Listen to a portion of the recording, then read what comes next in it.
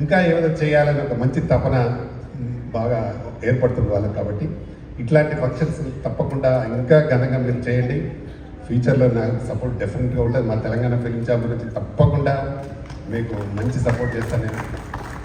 ఈ short films అలాగే independent films web series వీళ్ళందరికీ మీరు ఆ రోజు నాకు వచ్చి ఆఫీస్లో చెప్పినప్పుడే నిజంగా మంచి కార్యక్రమం చేస్తున్నారు. డెఫినెట్గా ఇట్లాంటి సపోర్ట్ చేయాలి మనము.